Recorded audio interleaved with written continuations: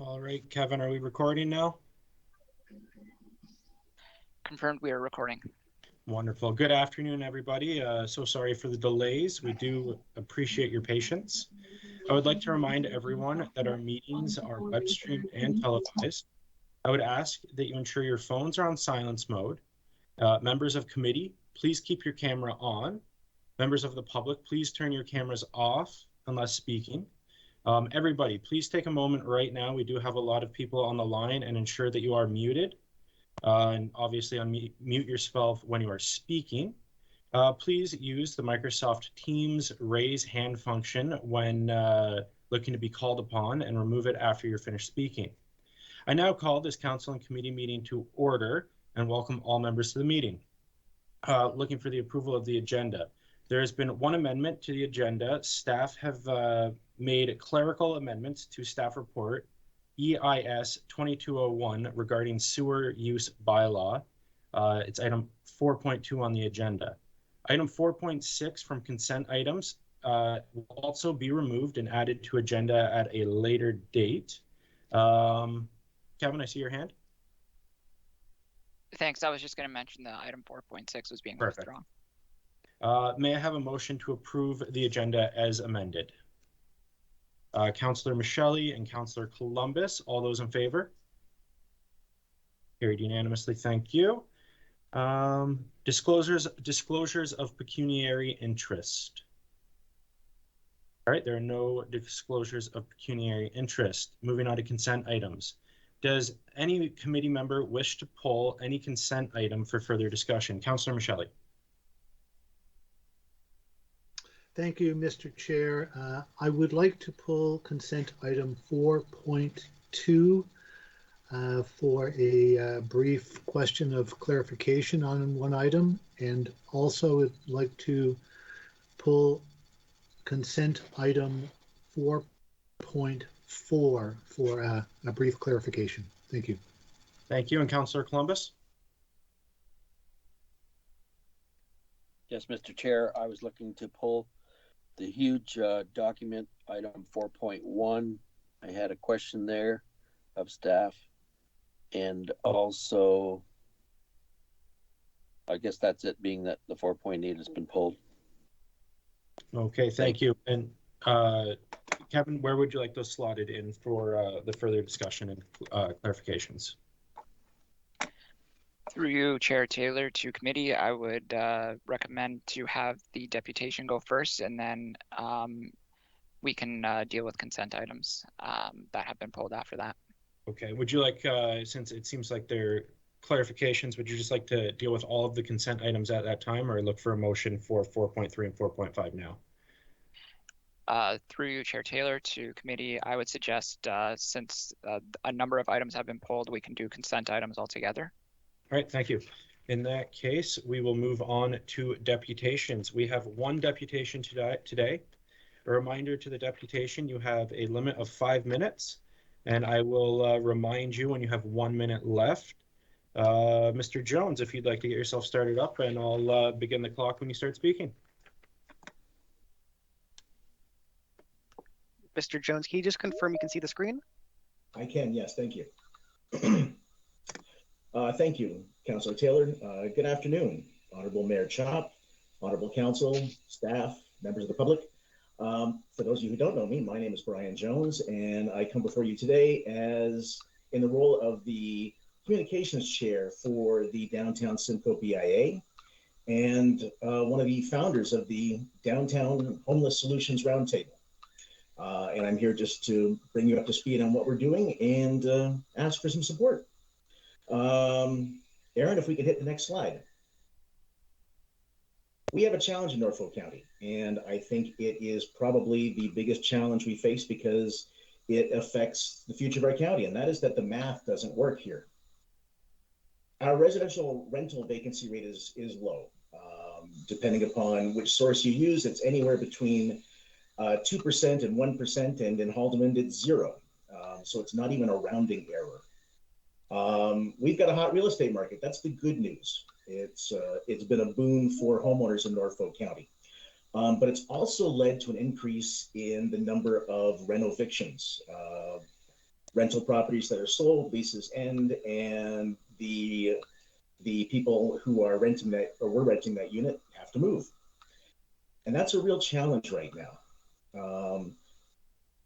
2018, 4 years ago, according to the report released by the Homeless Prevention Services, looking at the future of housing in Norfolk County from 2020 to 2030,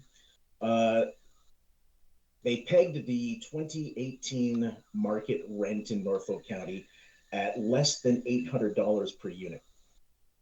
A survey of local listings recently showed that the monthly rate for an available two-bedroom rental unit, if you can find one, is almost $2,000 a month.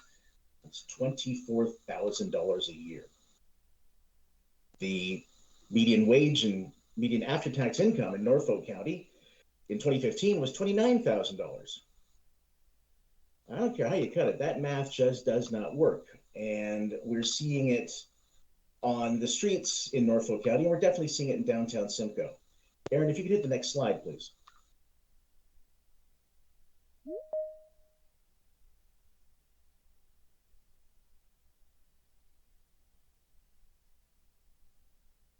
While Aaron is coming up with the next slide, what we're seeing in downtown Simcoe is we're seeing an increase in the number of people on the streets. We're seeing an increase in expressions of concern by member businesses.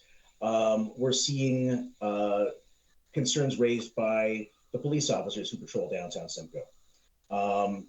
So realizing that we've got an increased challenge and winter was coming, in November, we decided to look at what our options were for the unhoused population in downtown Simcoe. Aaron, next slide, please.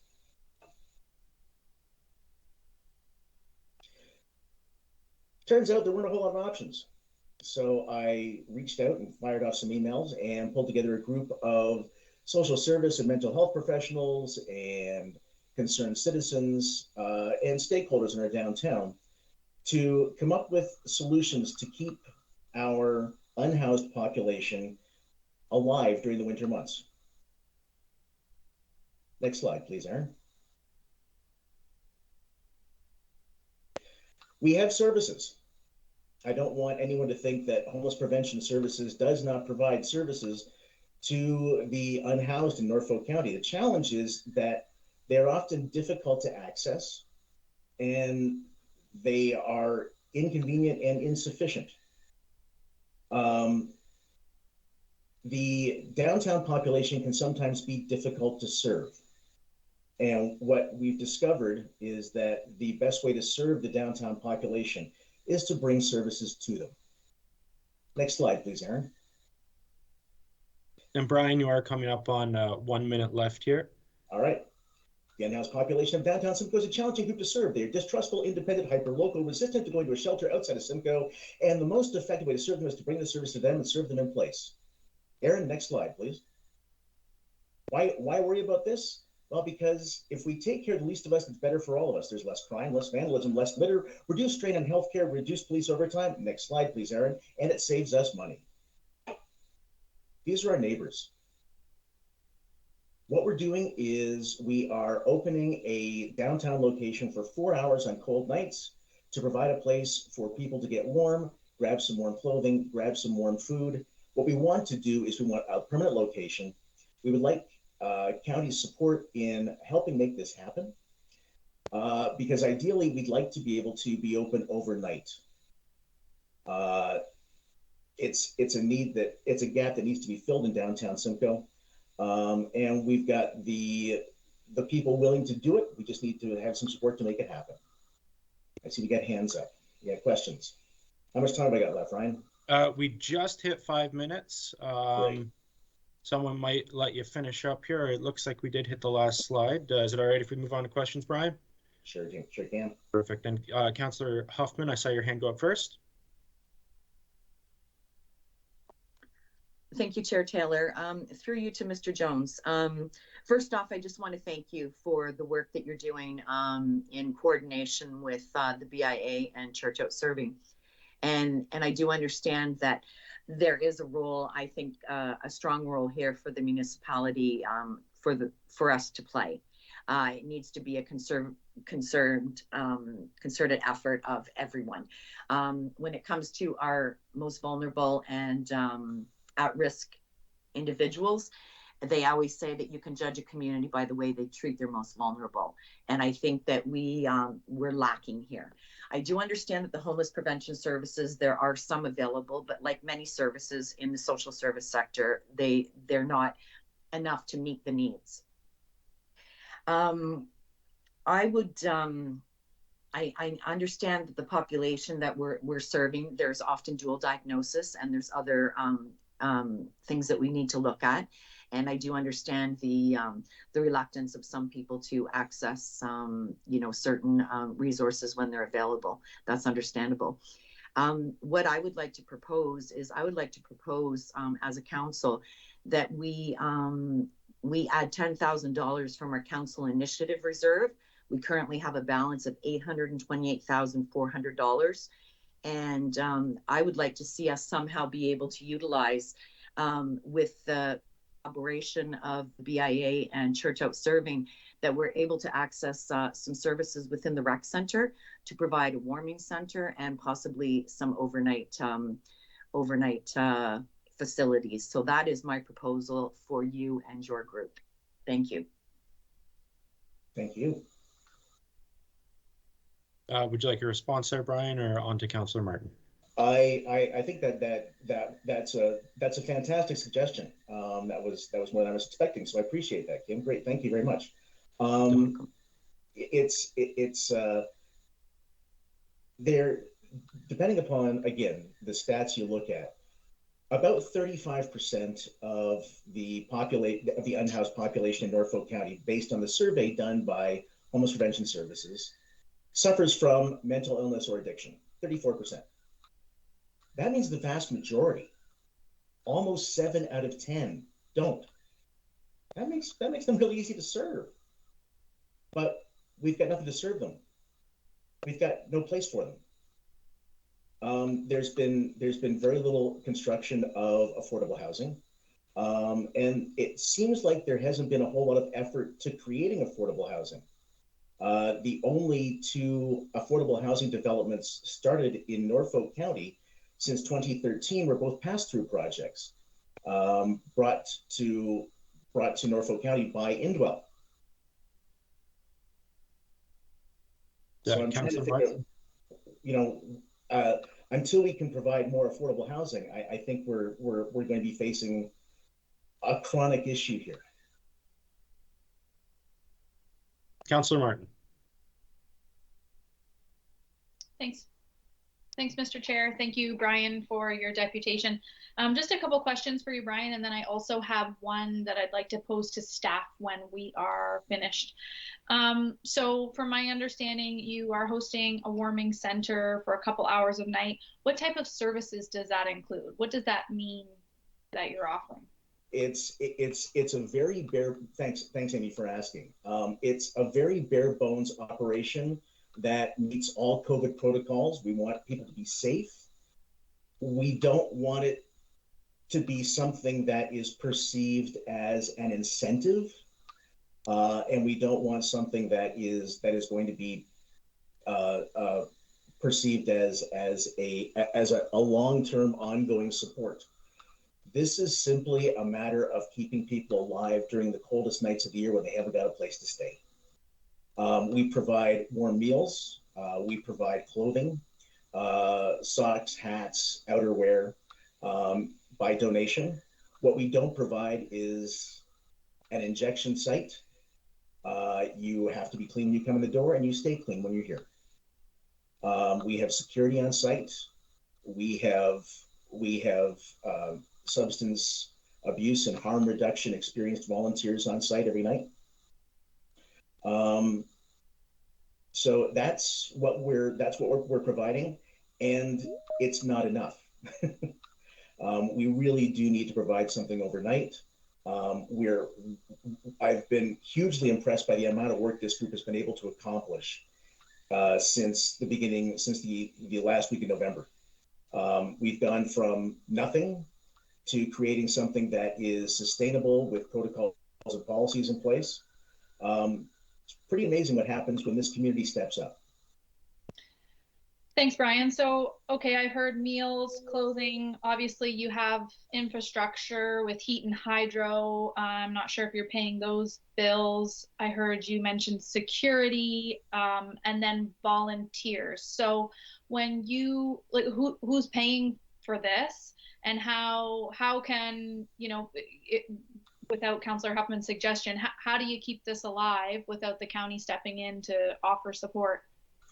Right now, we are a shoestring operation that is running entirely 100% on donations. And to date, we've been able to keep our heads above water from donations from our community. We put together a video for distribution and pegged 4 hours, pegged opening our warming center for 4 hours every night at $250 a night.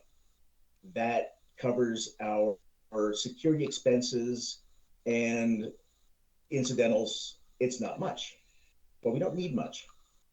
If we are going to look at a full night warming center solution, then that means that our costs are going to dramatically increase because we have security for twice as long.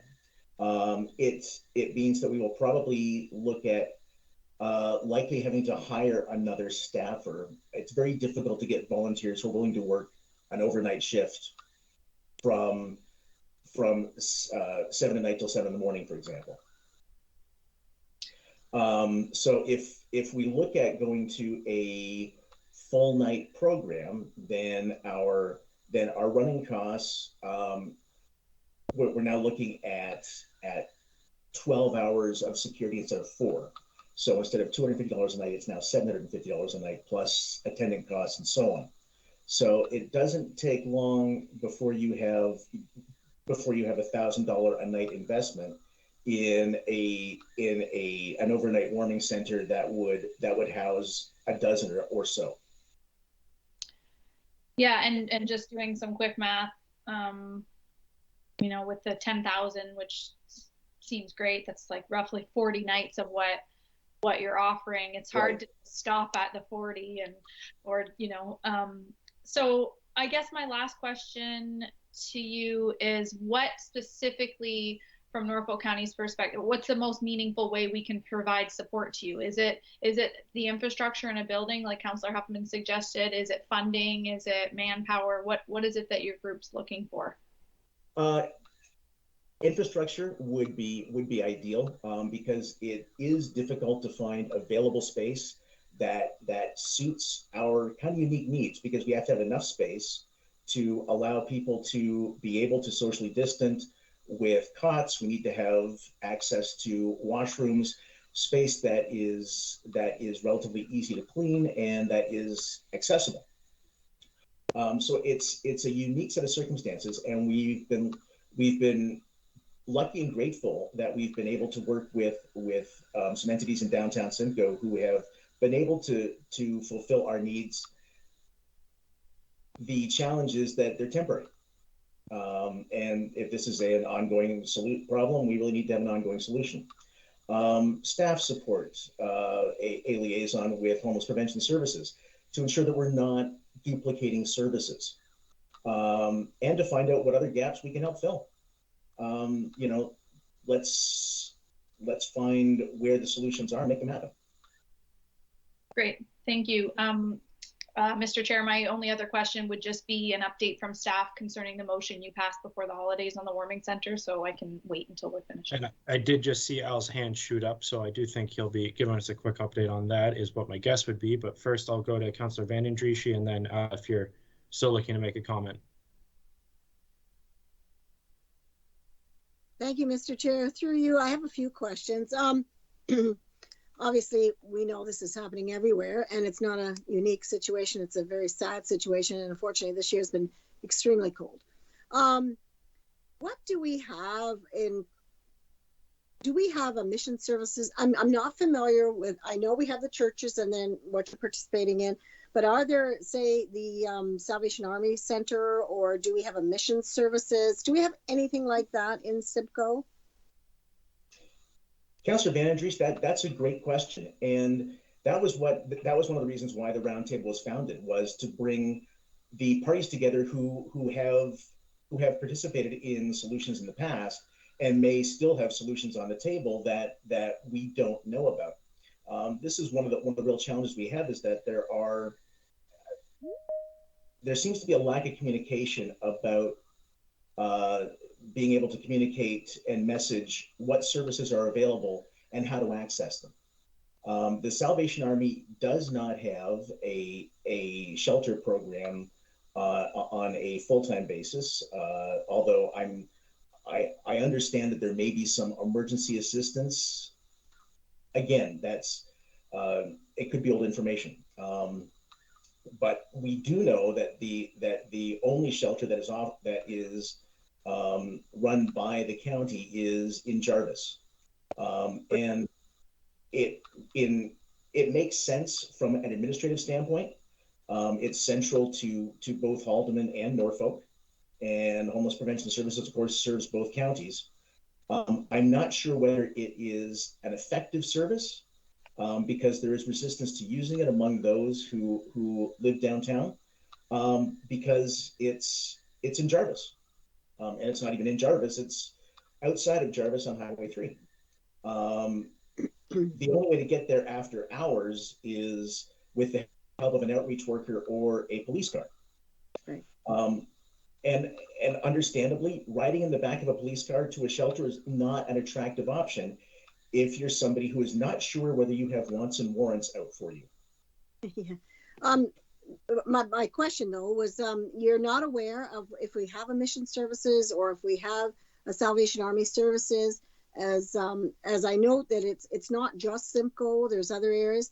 But Councillor Hoffman has brought up a very interesting idea, the concept of the rec center, realizing that there is washroom facilities down there, there is shower facilities, there's all kinds of facilities. And it makes me think of partnerships. I mean, at the end of the day, look at what we've got to utilize what we can do more with. So Right. if we have facilities such as that on an extreme, that maybe some of the, and I'll just say it, just some of the arenas, they have the facilities and you have your rooms, and they're not being used early in the morning, you could get people in and out. And then again, the facility is used again for what it was created for, which was the arena. So there are ideas out there, and I think, but desperately, so we need to be able to house these people. London has some unique ideas with these small shelters. They've added a rows of them, and they create them for individuals.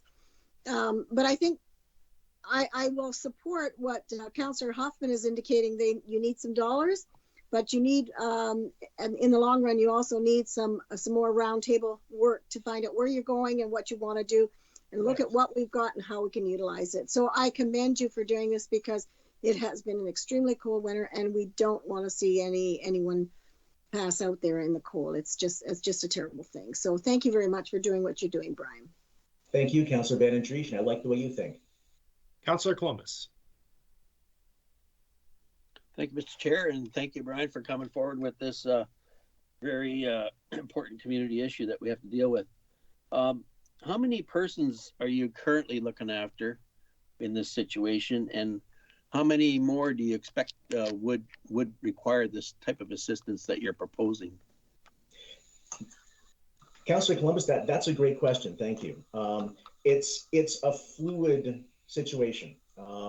We see anywhere between 1 and 5 people in a given night. Last night we had a couple who came in for an hour and a half. They got warm. They had a decent warm meal.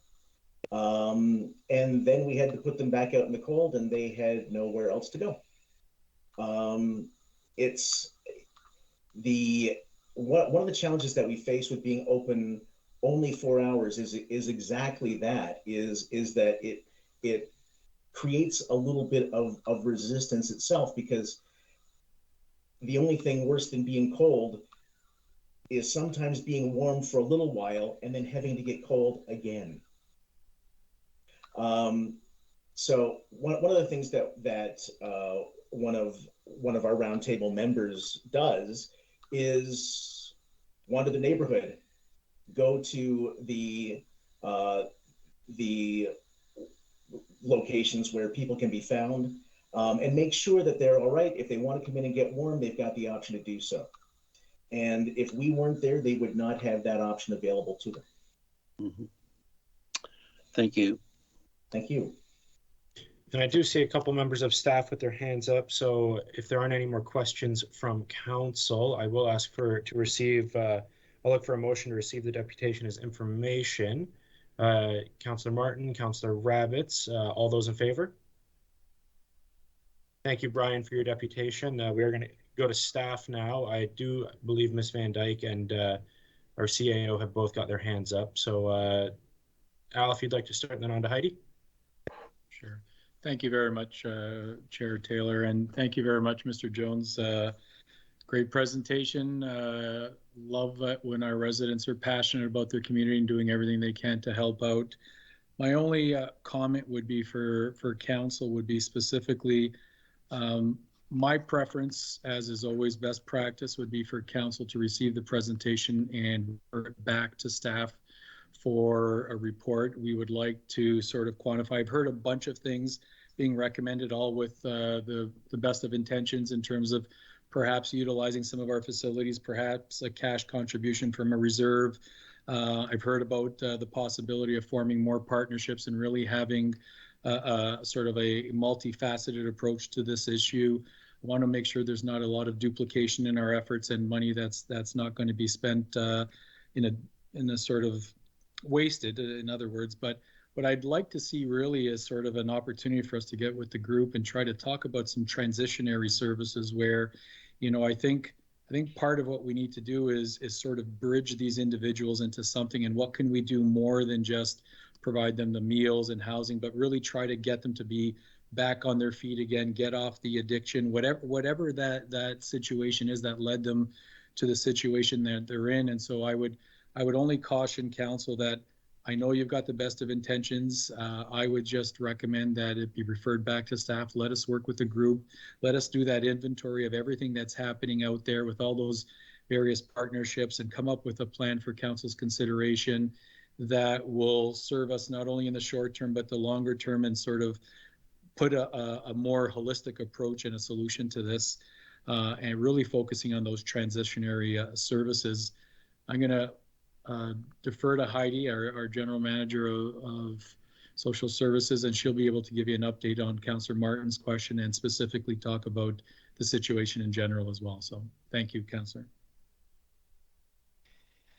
Thank you, Mr. Chair. Through you to members of committee, and I would also like to thank Mr. Jones for his deputation and thank him and the volunteers who are coming up with community-based creative solutions to help us work through these very complex issues.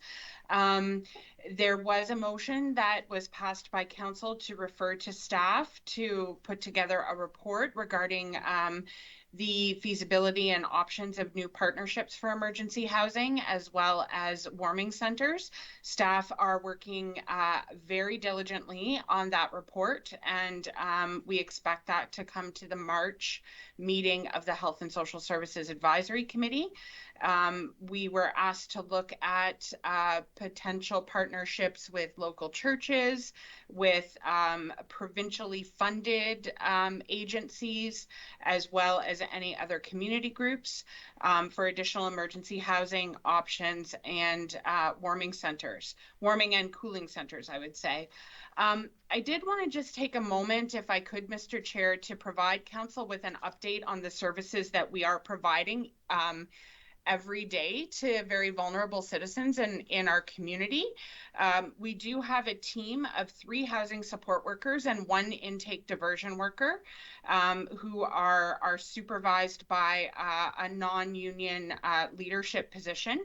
And that leadership position also maintains our partnerships with community agencies, with business groups, and participates in various community-based high-risk roundtables where we can try as best as we can to put wraparound services in place for our most vulnerable individuals. Our intake worker is fielding on average 20 calls a day for service of some kind. Our homeless prevention services works from an intake and diversion model. So we go through an evidence-based assessment with the person on the phone where we ask them about their situation and what's going on for them today. And some of those things that Mr. Meneses talked about in relation to what are some factors that might be contributing to their current situation.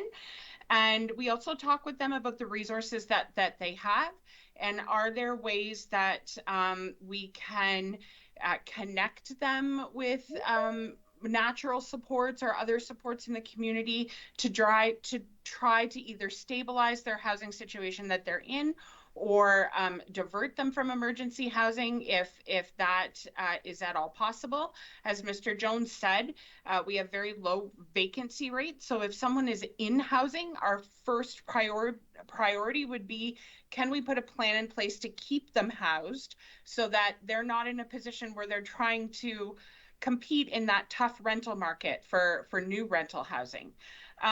1 to 2 of those calls a day out of the 20, staff are telling me turn into an assessment for emergency housing. Mr. Jones is correct that the majority of our housing rooms, emergency housing rooms, are at the Star Motel in Jarvis. However, we do have 5 rooms at Hamilton Hall in Simcoe. We have had rooms in Delhi.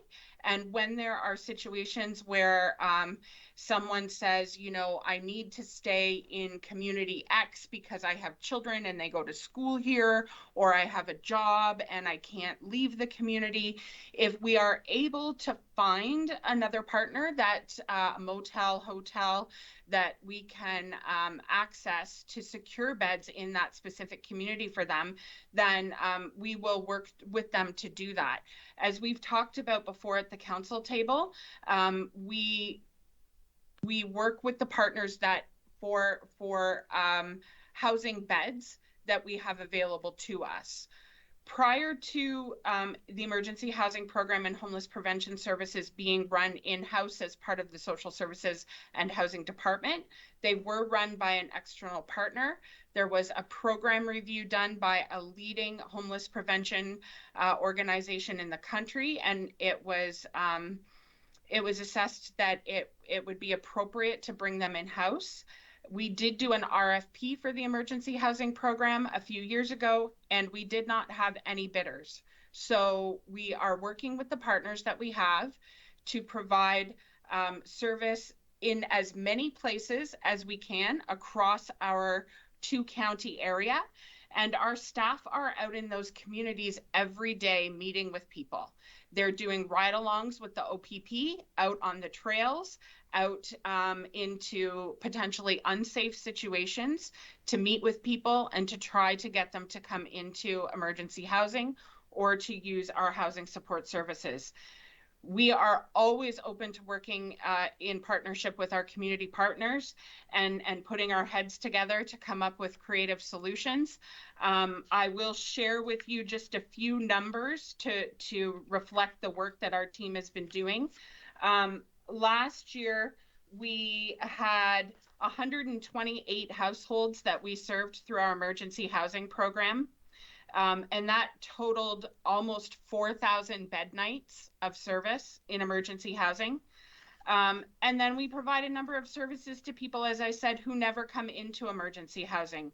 So 319 households received supports and services who were experiencing homelessness, but we were able to support them outside of the emergency housing program to resolve their homelessness.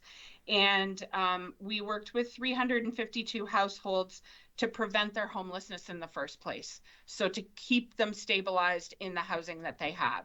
So we are working within our provincial funding envelope and with the resources that we have to get our services as far reaching across the 2 counties as we can. And we do have a report that's coming back for council's consideration very soon. And it does include an assessment of what it might look like to build and operate a traditional bricks and mortar shelter. And with that, Mr. Chair, I'd be happy to answer questions. Thank you for that, Ms. Van Dyke. I have Councillor Huffman, Martin, and then Columbus. Thank you, Chair Taylor, through you. I guess in first response to Heidi, thank you for that update. And I think as a council, we're aware. It always is nice to be reminded, but I think we're very aware of the programs that we have within our county. And there's no disputing the fact that our staff do a great job with the resources that they have. Unfortunately, with all services and community, there is a gap. And even though we do have some services and some great services, we're missing a link here somewhere. And Al, I do respect your comments in terms of, and I know policy on the fly isn't always a good thing, but sometimes when you're looking at social situations, there needs to be a little bit of urgency to those. We're in February 8th, and I understand a report is coming through in March. My idea would be in regards to this is that not looking at another report. I'm very much a boots to the ground kind of person, and I would really like to see some action take place sooner than later.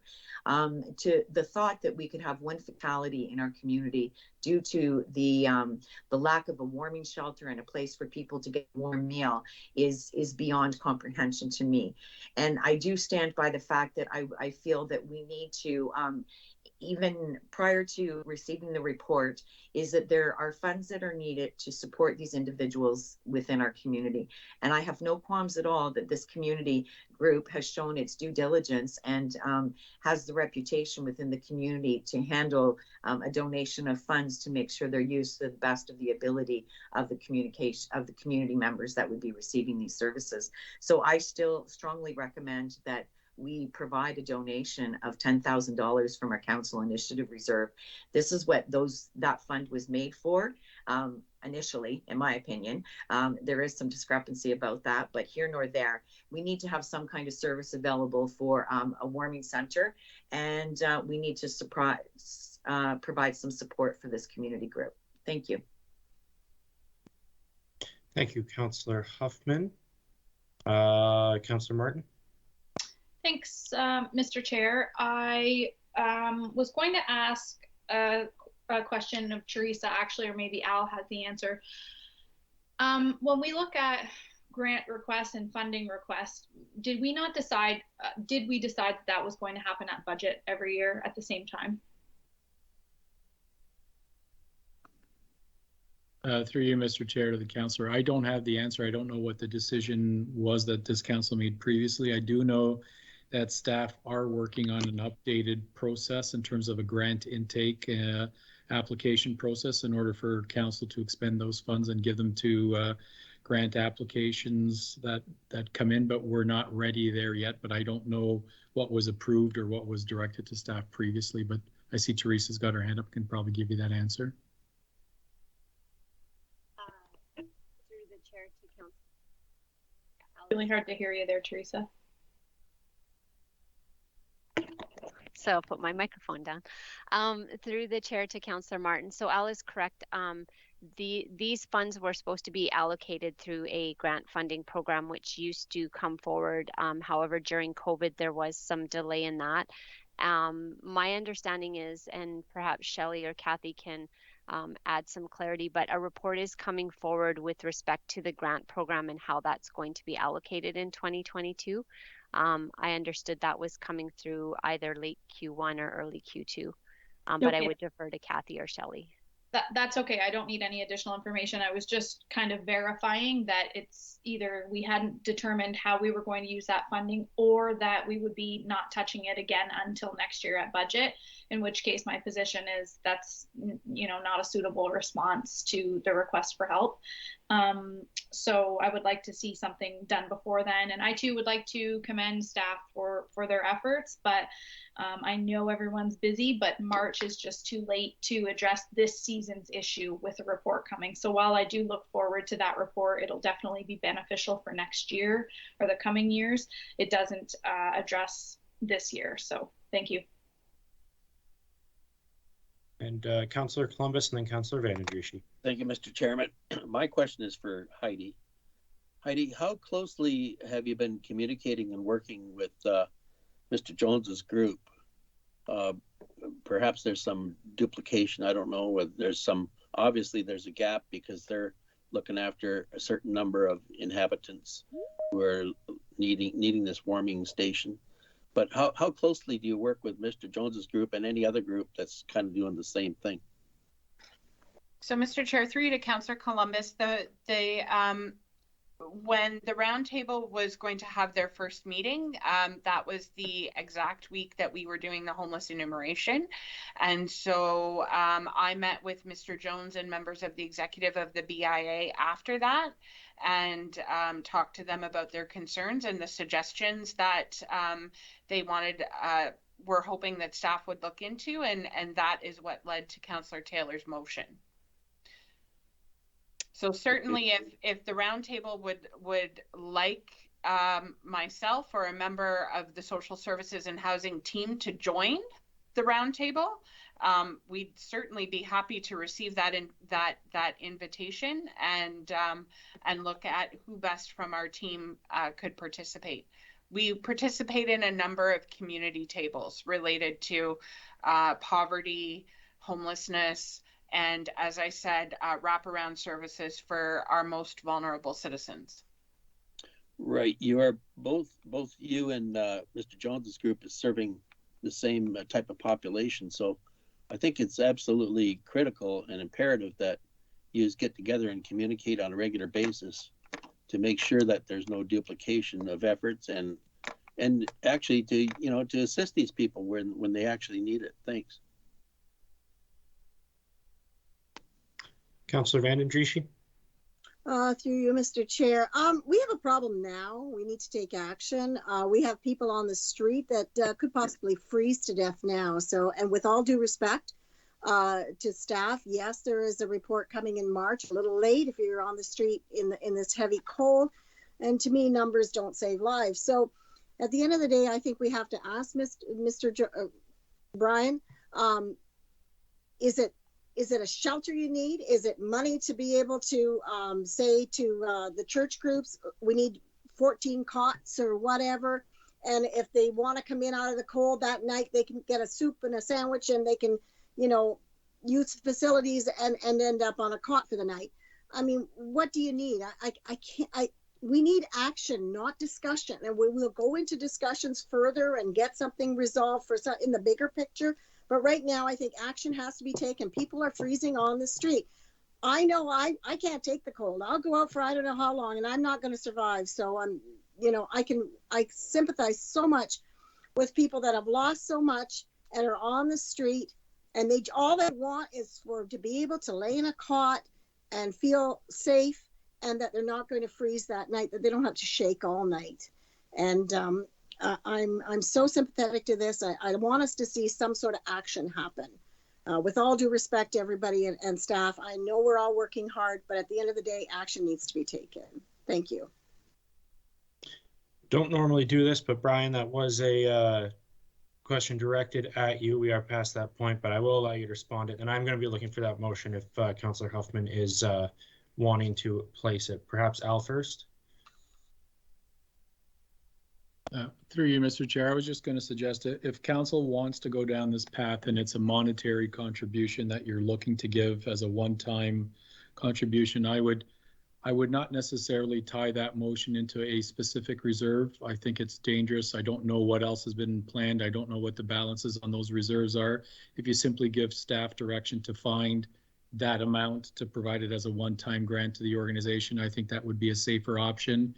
When we're talking about, the potential use of facilities and things of that sort, that's much more complicated, a lot of liability there, a lot more logistics required. So I would caution against that. But if there's a one-time monetary contribution to get the organization over this winter, I would just like to keep that broad and give staff the opportunity to find the appropriate funding source for that. Okay. And in that case, Brian, do you have a Councillor Mayor Chop? Would just be possible to amend Councillor Hoffman's motion though as well, if she was up for it, in terms of some perhaps, Brian, some follow-up at the end of the season so that the taxpayers understand how that $10,000 was used, so that if you're looking to do this again next season, that then we have, something to go on and see what those funds were actually allocated to and how many people it helped. Exactly. That makes perfect sense, because then we've got some metrics to work with. Because again, this is not a short-term issue, and ideally, I don't want to be in the helping the homeless business. This isn't something I want to do. So maybe if we do it well enough, I don't have to do it anymore. Councillor Van Andries, you're absolutely right. It's a problem now, and I would much rather have a semi-adequate plan that we can fix on the fly now, rather than a perfect plan too late. And Councillor Huffman, if you'd like to put that motion, I think we're at a proper point here to entertain it. Okay, thank you, Chair Taylor. And Mayor Chop, that's a perfect addendum to that motion, is that having some follow-up in regards to that. Does anyone have any ideas? Nothing off the top of my head is kind of flowing to me right now. I was more kind of fixed on the other part. So what would be an appropriate manner for this? Would it be for Mr. Jones to come back as a spokesperson for the group in April, May, and give us a report as to how the funds were utilized? Is that kind of what you were thinking, Mayor Chop? Yes, Councillor Huffman. I'm also thinking, as part of your motion, you need to clarify who the money is being provided to. And we all know Brian, and yeah. But the money needs to go to whether it's probably the BIA. Brian, is that the best avenue, that it be provided to the BIA for the purposes of this project, so that there's some accountability there as well as to where the funds are being allocated? My thinking is that funds that flow down flow through the BIA, funds that flow up from the community flow through Church Out Serving. That way we can issue tax receipts. Okay. All right. Teresa, are you able to help me wordsmith a motion here? Never been or Kevin. Sorry, Kevin. That's all right. Thank you. Through Chair Taylor to Committee Member Huffman, I've drafted that council provide $10,000 to downtown Simcoe Business Improvement Area for home support related to warming centers and shelter in collaboration with community partners, and that a report back on the funding that was used from this be provided back to council. We need a time frame for utilizing and looking at stats. Okay. I'm a little, I haven't quite completed the last clause there. Okay. I just want to make sure that we give an appropriate timeline. I would think April or May. Does that seem doable to you, Brian? It does. Yeah. Okay. I think a report by the end of April will get us past, definitely get us past winter and give us enough time to do some reporting and get some feedback. Okay, so if we're looking at the end of April where you've got everything, so that would look at, let's say, the first CIC meeting in May? Sure. Okay. Can you add that in, Kevin? Through Chair Taylor to Councillor Huffman, yes, I will. Okay, and thank you very much for wordsmithing the motion. Not my forte on the fly. It's always a great help. Councillor Martin. Thanks, Mr. Chair. Through you to Councillor Huffman, I wonder if she'd also be interested in an amendment suggesting and further that county liaison work with the group as per Brian's request and Heidi's offer. Yes, that sounds good as well. That was, I guess that was just kind of something I guess I understood to be taking place, but that would be good to put into the motion as well to keep it all transparent. Shelley. Thank you, Mr. Chair. And I'm wondering if Councillor Huffman would also be amenable to just including that staff will determine the appropriate source of that funding, because I think we discussed some options, and I think our CAO suggested that it would be better to let them determine the most appropriate source for the funds. Yes, when Kevin read the motion there, he didn't include it as the council initiative reserve, just that staff would provide the funding. So if, I don't know, do you feel more comfortable if you put in under staff's direction, they'll find the Well, that's what I'm wondering, because I didn't pick up the part where staff would determine the best option. I guess I just assumed that, but I understand that point though. Kevin, can we hear the motion again before seeking a seconder there, just so folks know what we're looking for here? Okay, it's a little bit unorganized, but bear with me. So that council provide 10,000 to downtown Simcoe Business Improvement Area for home support related to warming centers and shelter in collaboration with community partners, and that a report back on the funding that was used from this grant be provided on how they were utilized by the May CIC meeting, and that county liaison with the deputation in allocating resources, and that staff determine the appropriate sourcing of the funding. That sounds good to me.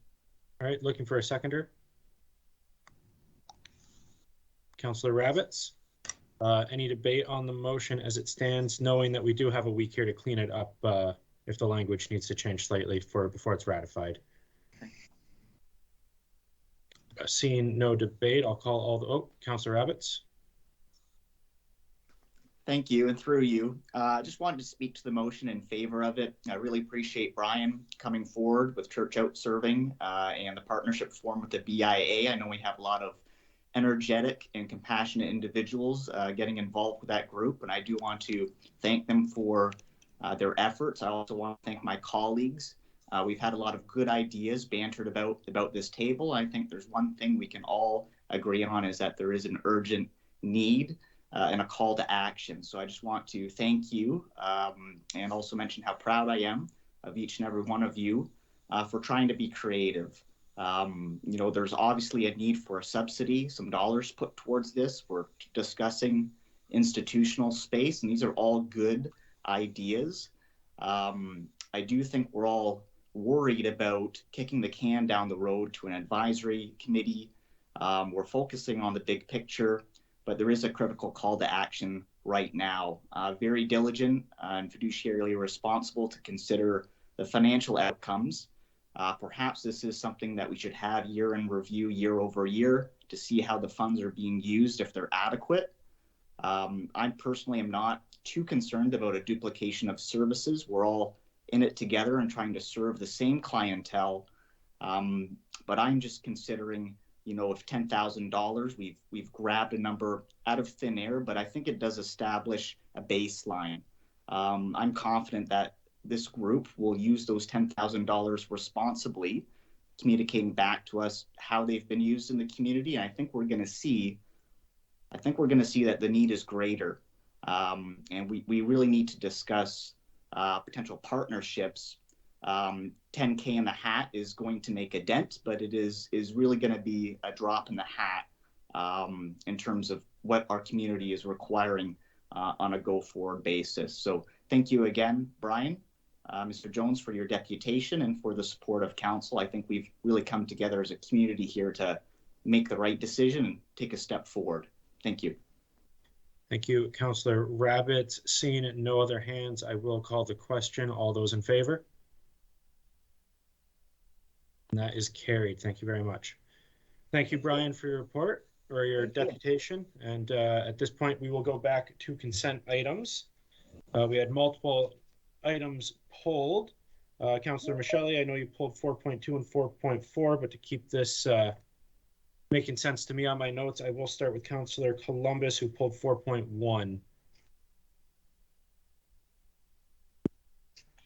Yes, thank you, Mr. Chairman. And I managed to read a considerable amount of this 600-page document, but I'll tell you, I just glossed over some parts of it.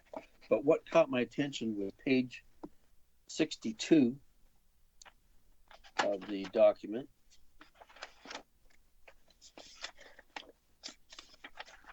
And it's about the accessory dwelling units is the particular item that I wanted to address. And it talks about on page 62, item B, the maximum size of a detached accessory dwelling unit is 75 square meters or 807 square feet.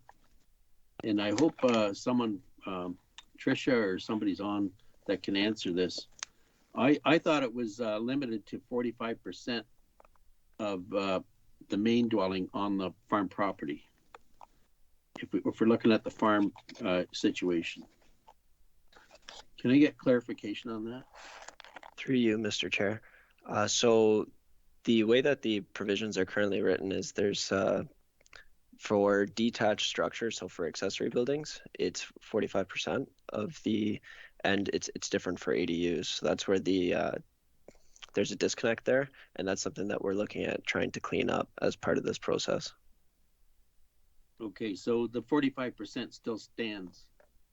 Correct. Okay, I wasn't aware of that because it must be, I know it's mentioned in this document somewhere, but I was confused about that. And like you say, it needs to be cleaned up. So thanks very much. Is there anything further on the item, Councillor Columbus? No, that was all I had noted. Okay, Councillor Martin. Thank you, Mr. Chair. Through you to staff, I have a couple questions as well.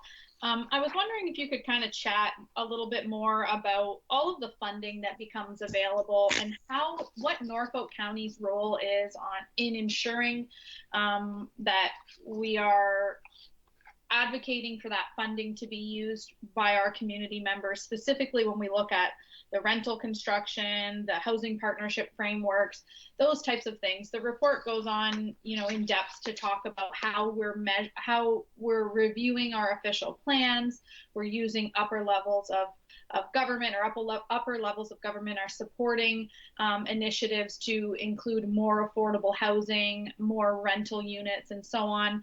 What is our role in the planning department to ensure this is happening? Because as a council member, quite often I feel like developments come forward, we sit with that development information in front of us and say, is there room for affordable housing in here?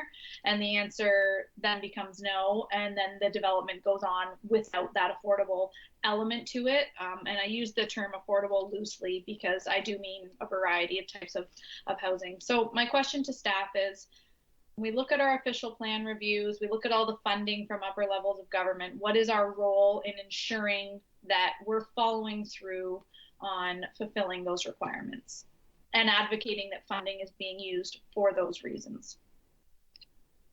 So through you, Mr. Chair, I would look to either Tricia or Heidi to answer that question. I can provide a basic answer, but not as in-depth as one of them. Tricia, Heidi, who would like to take a stab at it first? Mr. Chair, I'll defer to Tricia. I was going to say I can start and then Heidi can fill in the gaps.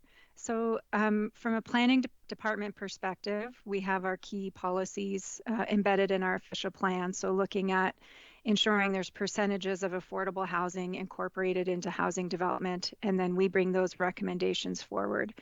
To date, there are certainly gaps in applying that policy and in supporting that policy, most definitely, and there's opportunity to do better going forward.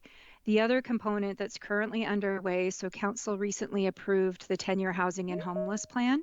So part of the work that we're doing through this exercise is actually implementing those directions through the 10-year housing and homeless plan through appropriate policy updates through this exact exercise. So going to the community and identifying what those appropriate policies would be.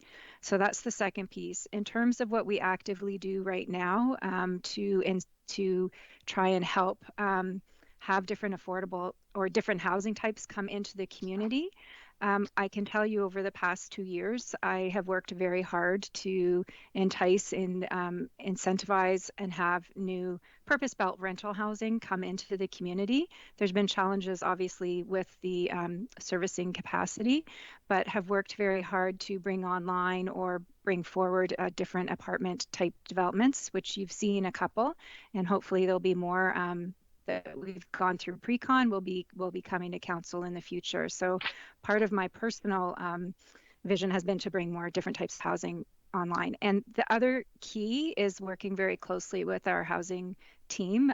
So working very collaboratively with Heidi's team. So Heidi can speak to the actual funded programs that we have. So sometimes a developer comes, says, I want to do affordable housing. what is there money? Who can I talk to? And we work with the housing team to talk about what options there are.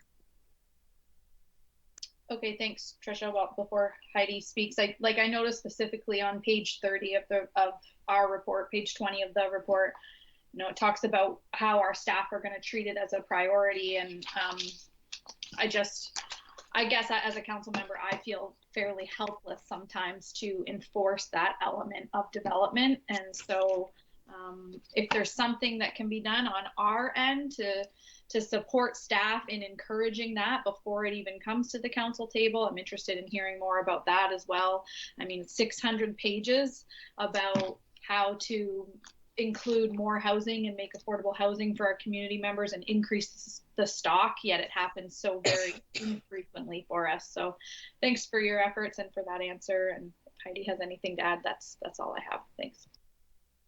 So thank you, Mr. Chair, through you to members of committee. As the Consolidated Municipal Services Manager for Housing and Homelessness, the federal and provincial governments provide funding directly to the municipality that we then, with council's approval, distribute. So the affordable housing programs include our affordable home ownership program, Ontario Renovates, which assists renovations for people to stay in their homes, and housing allowances in order to create to bridge the gap in private market rent for people who can't afford a full market rent. From time to time, there are funding programs that include a capital component. And so, for example, through the Social Services Relief Fund, Council will recall that there was a capital component, and staff brought projects to council for approval, and then we work with the developer to move those forward. When developers contact the housing department and we don't have those types of funds available, then we work with them to connect with Canada Mortgage and Housing about the funding envelopes that they have and support them in that application process and help them navigate that way. And advocate when we can. I will also say that our office is very active at the provincial level. I and other members of the team have sat on a number of provincial advisory tables in order to provide our best advice to the province about how we support the development of new affordable housing in our communities. And I would say that we have done a number of affordable housing developments over the years with those funds, including seniors housing in Dunnville, supportive housing in Simcoe, and other areas of Haldimand and Norfolk. So while the need continues to outweigh the supply, we have used every dollar appropriately that has come into this community in order to increase the stock of affordable housing.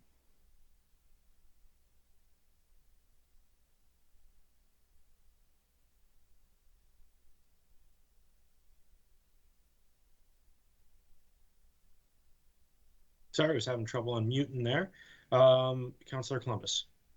Thank you, Mr. Chairman. And just today, we received word that the Housing Affordability Task Force report was released. And I just wonder, Heidi, will some of those new items that were introduced by the Ontario government in the last report here that I just mentioned, are they going to be incorporated in your report? I think there's a few changes that have been noted by the province that probably need to be incorporated. So, Mr. Chair, through you to Councillor Columbus and members of committee, yes, I need to take a more thorough review of that report and determine where we need to make adjustments. But yes, as the province updates their guidelines and regulations, then we update our local policies accordingly. All right, thank you. Seeing no more, Councillor Van Passen. Yes, thank you, Mr. Chairman. while we're at it, when I read this item on the agenda, the technical paper, I was not looking forward to reading it, but I do want to thank, I think it was Fabian and Jennifer who are the authors of this report. It is written in plain type of language that I could understand rather than a lot of technical mumbo jumbo. So thank you very much. Keep up the good work. I hope to see more reports like this one. So thanks again. Thank you, Councillor Van Passen. With that, I'll look to receive all of these at the same time. So we'll move on to 4.2. Councillor Michelli. Thank you very much, Mr. Chair. This item is the Sewer Use Bylaw, and as the report indicates, this is a bylaw that we have been using that was passed in 1974, so it is obviously very high time that this was updated and also made specific to Norfolk County. I'm just referring right now to one of the changes that is indicated in the bylaw, which is bylaw 6.7 in the bylaw regarding garbage grinders. And I am happy to see that the updated bylaw is now going to make it impossible, or it's going to prohibit the installation of these garbage grinders, or I think they're also called garbage disposals. And I think also I've heard the term garberators, which were coincidentally very popular as parts of the new builds of houses during the 1970s. And so the new proposed bylaw is going to prohibit the use of these garbage grinders in homes, which I think is a very good idea, and there's a very good rationale for it in the report. What I'm wondering about, because this type of question often comes up with all manner of bylaws that involve private dwellings, what would be the proposed way of enforcing that part of the bylaw in basically someone's kitchen? I guess that my question, Mr. Chair, is to staff. Thank you. Whoever would like to take a stab at that?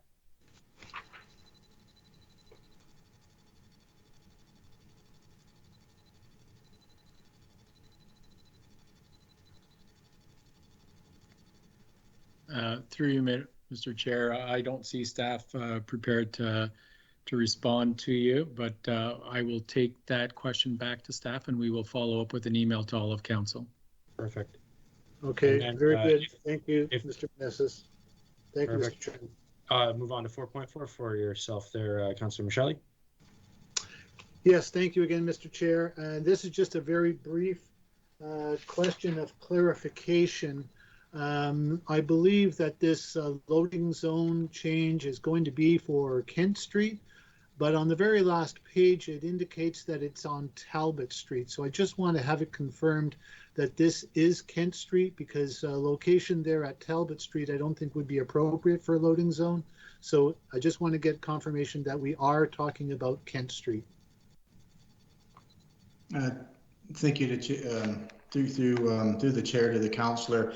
Yes, it is Kent Street, and I'm reading the report here. I'm not sure where the Talbot came from, but for all intents and purposes, it is Kent Street, and we will. That's noted in the good catch. I'll find out how that got there, but it is Kent.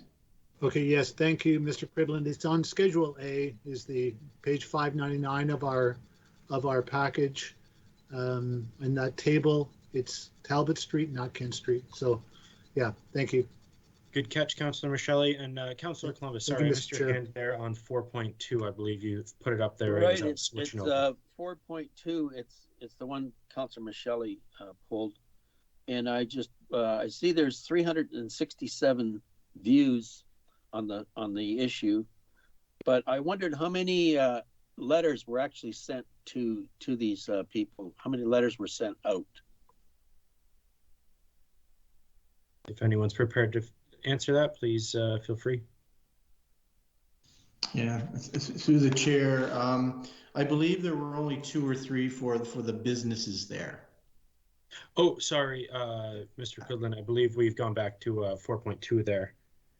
Right. Oh, my mistake. Okay. Yeah, it indicates that there were 367 views for this send out, and I just wondered how many letters actually went out. There were only 2 responses in total, which seems rather minimal. Thank you. Al, any insight on that?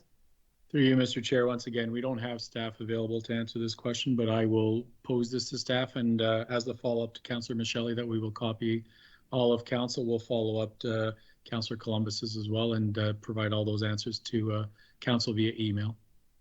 Thank you. Wonderful. Thank you. With that, not seeing any more hands on the consent items, may I have a mover and a seconder to approve the consent items as presented? Councillor Huffman and Mayor Shaw. All those in favor? Thank you. That is carried unanimously. We are now on to communication items. We have 3 communication items today. Does any member of committee wish to pull a communication item for further discussion? Councillor Columbus, I see your hand up still, or is that up now? Sorry, I was negligent in taking it down. Sorry. Perfect. No problem at all. I'm not seeing any hands, so may I have a motion to receive the communication items as information, or is there an alternative? Councillor Michelli and Councillor Van Andrieschie. All those in favor? Thank you very much. On to staff reports. Item 811, Health and Social Services 2201 Service Agreement for Home Comforts Child Care. Ms. Van Dyke, I believe you will be presenting this report. Yes, thank you, Mr. Chair. Through you to members of committee, the purpose of this report is to seek council approval to enter into an agreement with this new child care center in Waterford in order that parents can access child care fee subsidy, and that as long as provincial funding is available, that we can assist them with operating grants. This support is fully funded by our Ministry of Education funding for childcare, and it is within the scope of the work that we do with our licensed childcare providers.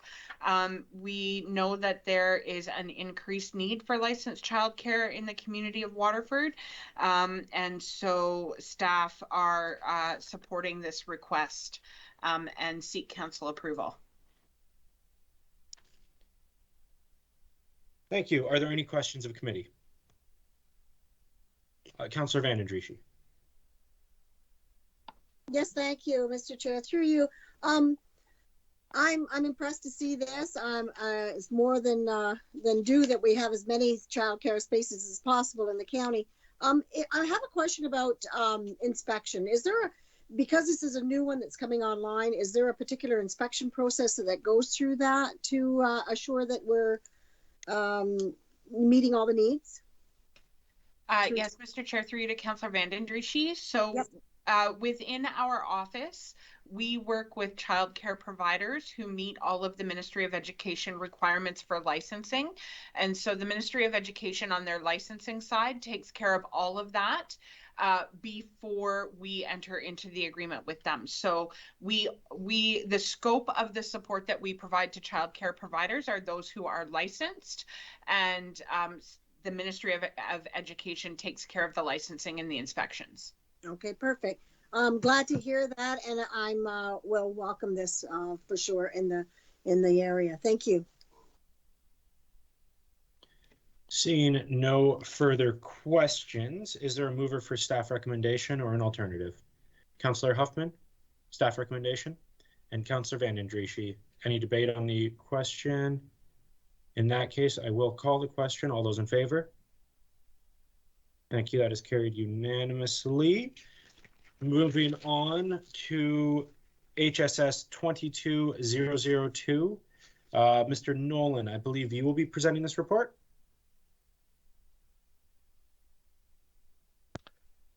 Thank you, through the chair to council. That is correct. Norview is requesting the ability for sole source purchase exemption, and I'm going to just give a quick high level. We are also asking that the levy support budget be amended to include $10,000 of this funding that we're receiving, and the attachment is with the report, from the Ministry of Long-Term Care to replace the chilled water pipe installation. And as I said about the sole source supply, outlined for more of the Sanuvox UV equipment towers. And the reason, I'll bring back a bit of history, and some of you may remember, in February of 2019, Norview Lodge received council approval for a staff report 19-13 to accept $75,000 of a donation from the Who Did It Club, a local vendor within Simcoe, as all of us know, towards the purchase of the original Sanuvox, 2 of the mobile units. And they have proven very effective at neutralizing viruses such as SARS, E. coli, MRSA, C. diff, as well as COVID. And obviously that's one of our largest concerns given the day we are in now. So Percentex has exclusive rights as a supplier of the Sanuvox units in Ontario. And purchasing 3 or more units allows the units to be paired together to decrease infection time of residence rooms and common areas, as well as prevent shadowing, which can occur when a single unit is used in a room. So basically, we pair them together to remove those shadows. And that's the basic summary of the report, of the request. I'm more than welcome to answer any questions that need to be entertained. Thank you, Mr. Nolan. Councillor Columbus. Yes, thank you. A related question, being that this looks after infections. Just wonder, Mr. Nolan, can you give us an update on the COVID infection status at Norview over the last 2 years? I heard from someone that works there that there have been very, very few cases, and I just wonder if we could share some of that with us. Thank you. Through the chair to Councillor Columbus. That what you heard is correct. We have had very few resident cases. We have had some staff cases, as most of the, well, all the long-term care homes have had, but we have done very, very well. And I would like to attribute to the hard work of the staff and the support of this county for what we've been able to accomplish. And I mean, we know we're not, nobody's out of the woods yet, but we're very well. I think we're a lot closer than we thought we were. Thank you. That's good news. Thank you, Mr. Nolan. Thank you, Councillor Columbus. Councillor Vanendrishi. Yes, thank you, Mr. Chair. Through you, a question of sole sourcing. This is just a clarification. Sole sourcing is interpreted that you're going to go out yourselves and go purchase this rather than going through the county. Is that correct? I just need a definition of sole sourcing. Under normal circumstances, I'm not sure if any of my colleagues from purchasing are on the line that they can add in, but that's essentially what it is. But with this, Percentex has exclusive rights of being the only supplier in Ontario. Right. So that's so that we don't have to go out for everything, and they are married with the units that we currently have. Married might not be the right term, but so in sense, you're going to procure this yourselves. You're going out and you're. And just then a question then about the units themselves. Are they readily available? Are they made in Canada, or I'm not familiar with this particular company. I can't tell you how readily they are, because I know at one point in time there was, sorry, through the chair to Councillor Vanendrishi. I can't tell you how readily available they are, but we have been able to secure when we've needed them, and we are still in that same avenue right now. Oh, perfect. I just wanted to check on that because of the way supplies seem to be not around, so to speak. I'm glad to hear that. So then, and it obviously does make a huge difference. So congrats on that. Thank you. Thank you. Thank you. Seeing no more hands, do we have a mover for staff's recommendation or an alternative? Sure, I'll move it. Councillor Vanendrishi is moving staff recommendation. And do we have a seconder? Councillor Van Passen. Any debate on the motion? Seeing none, all those in favor? And that is carried unanimously. Thank you very much. Once again, moving on to OPS 22010. Mr. Cridland, I believe you'll be presenting this one. Yes, thank you, Mr. Chairman. Yes, OPS 2210 grant funding for Delhi Kinsman pool upgrades is a budget amendment. but it also was a good news story. Staff had applied to the Ontario Trillium Fund for this project, and what they did is they brought in a item budget from 2024, $638,000 for pool building renovation, and they also added a 2022 project for a pool shelter and filtration system. So by putting the two together, staff were able to get up 80, or the grant was for up to $500,000 or 80% of what you asked for funding. So we were able to maximize the 500,000. Good news that we have $500,000 for the Delhi Kinsman pool. And we with that, council has to authorize the movement of the 2024 project to 2022, so the two can align and go forward and be done in the timelines of the grant. And also there is a $10,000 budget amendment for signage that has to be put up for the I wrote it down here. I guess the Ontario build, they want a certain amount for signage so it can be advertised. So with that, I think it's a good news story, and nothing more to add. I'll turn it over to County Council for any questions they may have. Thank you, Mr. Cridland. Certainly a good news story. Do we have any questions from council? Seeing none, do we have a mover? Councillor Columbus. You're on mute, but you're on mute. Pleased to move the recommendation. This facility is 57 years old. It was actually originally built by the Delhi Kinsman, and the infrastructure, much of it has still been there for 57 years. So it's good to see it updated to become more energy efficient and more community accessible. And it's certainly a need and not a want after 57 years. Thanks. Thank you, Councillor Columbus. And Mayor Chop, I saw your hand shoot up there as well. Are you looking to second it, or do you have something to add? Mayor Chop is seconding. So seeing no debate on the motion, all those in favor? Carried unanimously. Thank you very much, and thank you, Mr. Cridland. Once again, moving on to CAO 22020. Mr. Klinenberg, will you be presenting this one? Thank you. Through Chair Taylor to committee, I will be. This staff report before you identifies the need to provide clarity on the report of committee's portion of the council agenda, which will be incorporated into the upcoming new procedural bylaw currently under review with staff. Clarity is needed in determining whether advisory committee minutes and the resolutions and requests contained within them are to be received as information or approved. If approved, then the recommendations and requests become actionable by staff. If received as information, then no staff action is taken. Option 1 keeps advisory committee minutes and committee of the whole minutes, such as budget, CIC, and public hearing minutes, under the same report of committees section of the agenda, with the change that all advisory committees, resolutions, and requests are approved, and subsequently staff action items, just like a committee of the whole resolution. Option 2 puts advisory committee minutes separate from the committee of the whole minutes. Committee of the whole minutes are approved the same way as they are currently approved, becoming action by staff. Advisory committee minutes under option 2 are gone through one by one in a separate section of the agenda.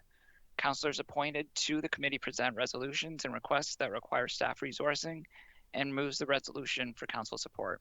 If the motion is carried, the report becomes action by the staff liaison.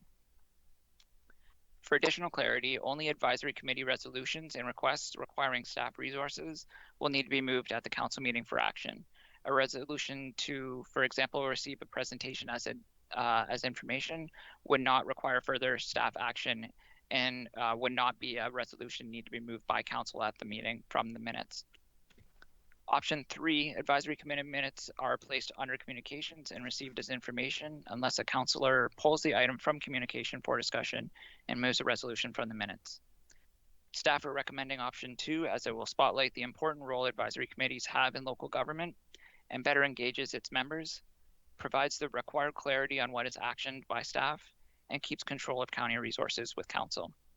So from a staff perspective, if the report were Goldilocks and the Three Bears, the staff recommendation of option 2 is the just right bowl of porridge, whereas option 1 is a little too hot and option 3 is a little too cold. Councillors may contact the clerk prior to Friday if they wish to revisit any resolutions or requests from prior advisory committee minutes. I'm available to answer any questions. Thanks. Thank you, Kevin. And I swear I didn't understand it until the Goldilocks reference. Councillor Michelli. Thank you, Mr. Chair. I do agree with staff's recommendation about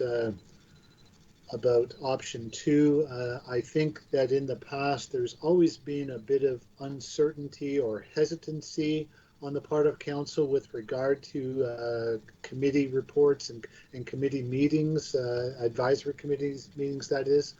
And I think this will be a much more straightforward way to handle those.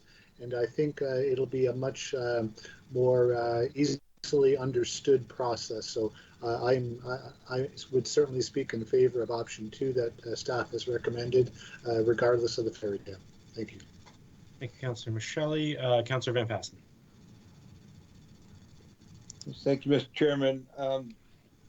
I'm glad to see this come forward because it's something I sort of whined about when I was chair of the Ag Advisory Board many years ago, that the normal process, the staff liaison was required to write a report of one of the committee recommendations.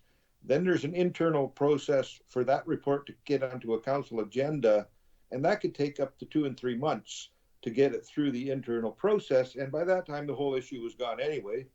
And what I used to do was book myself as a deputation to council and just go whining in person. And then one of the councilors bring it up, and I've recommended that to a bunch of the committee chairs. That's a way to speed up the process. And it looks like this will do that on its own rather than having to skirt the rules. So I'm glad that staff have brought it forward. And, I don't know much about too hot and too cold, but the number 2 seems all right to me, just based on simple logic. So thanks for staff for bringing it forward. And hopefully this will work a little bit better and get time-sensitive issues on the table quicker. So thank you. Thank you, Councillor Van Passen. Seeing no more hands, do we have a mover for staff recommendation? Recommendation being option 2. Councillor Huffman and seconded by Councillor Michelli. Any debate on the topic? Seeing no hands, I will call the question. All those in favor? Thank you, and that is carried unanimously. I believe that concludes staff reports, so we will be moving on to notices of motion. We have one notice of motion to be introduced today. As this motion was included as part of the agenda, will be introduced at next week's council meeting. Councillor Martin, would you please present your motion? Thank you, Mr. Chair. It's quite lengthy, so I'm not going to take council and staff's time and read it. I will just allude to the fact that this is a motion that came from the city of Aurora from Mayor Tom Rackes, and it has since joined, 60 other municipalities have since joined, requesting the provincial government to potentially dissolve the OLT, the Land Tribunal. While I don't necessarily see that happening anytime soon, I think it's important to note, and I would ask my colleagues to take a look at the email we received today and the media coverage surrounding the provincial committee that was drafted and made a list of recommendations, 55 recommendations concerning housing and development. And of those recommendations, it includes, less consultation with the public and on development processes, less appeal aspects for the average community member, more appeal rights for the developer. And in my community of Port Dover alone, we've seen, 4 files head off to the OLT. So I genuinely look forward next week to having a great discussion with all of council and debate around what role we think the OLT plays in our community and developments and where they end up and land in our community. So that's just a brief introduction, and I look forward to chatting next week.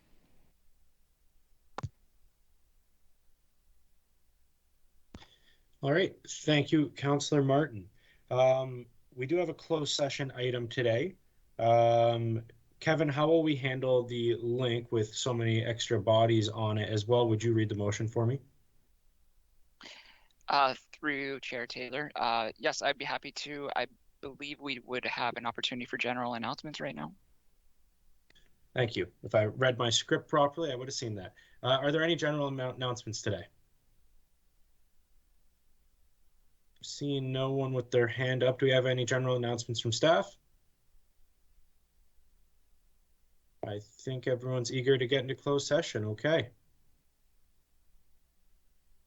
Okay, so continuing from before the general announcement inquiry, I have a breakout session room prepared. I will take a few moments of time to get everyone in there and make sure we have the right staff in there.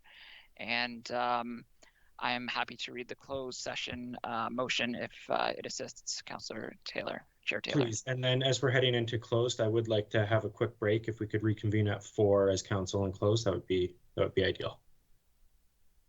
Okay. So the motion reads as follows: that council enter into closed session at 3:45 p.m. to discuss agenda item 12.1 staff report CS 22 CO2 employee matter pursuant to section 239 2B and D of the Municipal Act 2001, as the subject matter pertains to personal matters about an identifiable individual, including municipal or local board employees in labor relations or employee negotiations. Thank you. Do I have a mover? Councillor Rabbits and a seconder? Councillor Van den Driesche. All those in favor? Okay, we are heading into closed. I will see you guys back at 4 o'clock. Just need that brief break.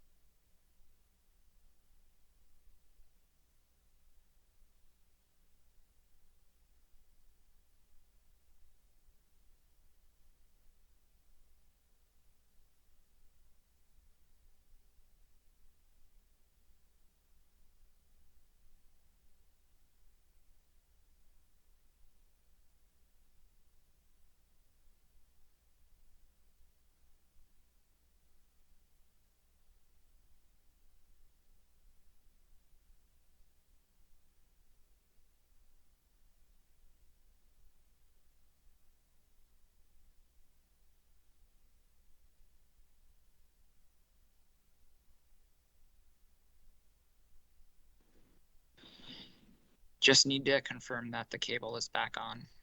Okay. And let you know.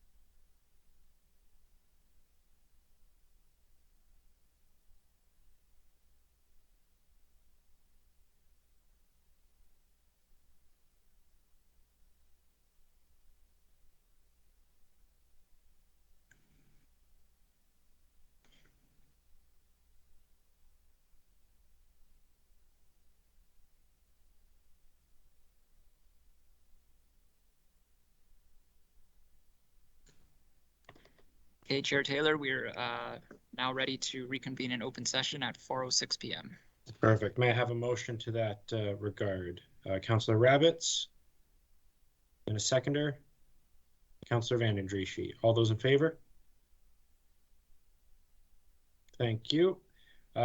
We do have a motion coming out of close. I have it in front of me that report CS 22021 be received as information, and that the temporary extension of the inventory control position be approved to December 31st, 2022, and subject to provincial funding. Do I have a mover? Councillor Rabbits, seconded by Councillor Columbus. Is there any debate on the motion? Seeing none, all those in favor? It is carried unanimously. And may I have a motion? It brings us to the end here. So may I have a motion to adjourn? Councillor Huffman, seconded by Mayor Chop. All those in favor? Thank you, everybody. We are adjourned. Have a great night. Have a great night, everybody.